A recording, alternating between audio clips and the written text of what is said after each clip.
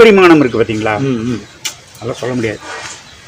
எம்ஜிஆருக்கெல்லாம் வந்து கலைஞர் கருணாநிதியினுடைய வசனங்கள் வந்து சமூகத்தினுடைய கேடுகளை இது பண்ணி கொடுக்குது. எம்ஜிஆர் சிவாஜி 2 பேருக்குமே.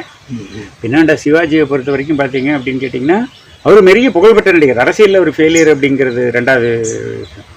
ஆனால் அவர் நிறைய புராண கதைகள் இல்லைங்களா, திருவிளையாடல், வீரபாண்டிய கட்டபொம்மன், கப்பலோட்டி பக்தி இலக்கியங்களை எல்லாம் வந்து அரசியலில் எல்லாமே ஒரு கேமராவுக்கு வந்து எத்தனை தூரம் நீங்கள் ஒரு கேமராவுக்கு முன்னாண்ட 5 நிமிஷத்துக்கு அதிகம். அதே நீங்கள் செகண்டில் நீங்களே புரிஞ்சுக்குவீங்க இல்லைங்களா. நாங்கள் ஒரு ஷாட் எடுப்போம் அவ்வளோதான். ஆனால் அந்த ஷாட்டை வந்துக்கிட்டு ரொம்ப நேரம் கேமராவுக்கு முன்னாண்ட வந்து நடிக்கணும் அப்படின்னு கேட்டிங்கன்னா, முகபாவனைகளை வந்து மாற்றி மாற்றி அந்த பார்த்துருக்கிறது மாதிரி காட்டினா தான் கேமராவுக்கு முன்னாடி நிற்க முடியும்.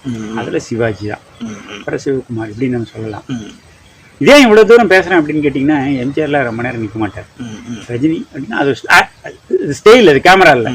ஆனால் கேமராவை எப்படி அவங்களுக்காக பண்ணாங்கன்னா, இவர்களுக்காக கேமராவை எப்படி திருப்பி நீங்கள் வந்து 10 பேர் அடிச்சிடுறாங்க.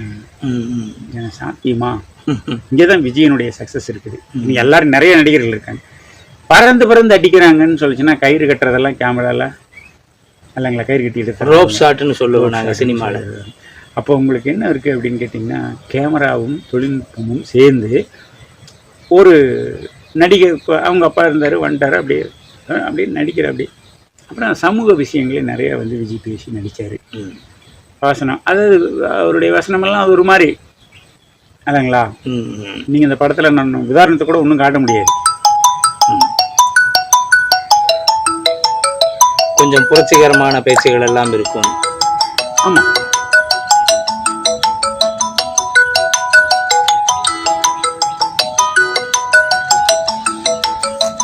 இப்போ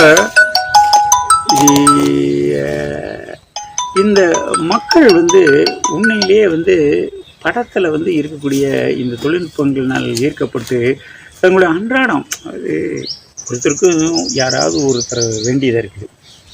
ரஜினியோ, விஜயகாந்தோ, விஜயோ, ஜெய்சங்கரோ, இதெல்லாம் வந்து ஃபைட் சீன்.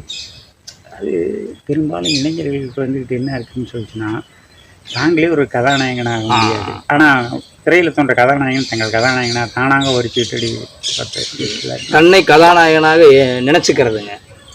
இந்த கூட்டம் தான் விஜய் பின்னாடி பெருமாளுக்கு. ஆனால் பெண்களும் வந்து வர்றாங்க அப்படின்னு கேட்டிங்கன்னா, அது ஒரு காலத்தில் வந்து நடக்குது. சிலதெல்லாம் இன்றைக்கி வர்றாங்க. எம்ஜிஆருக்கு இருந்த ரசிகர்கள் வேறு மாதிரி. என்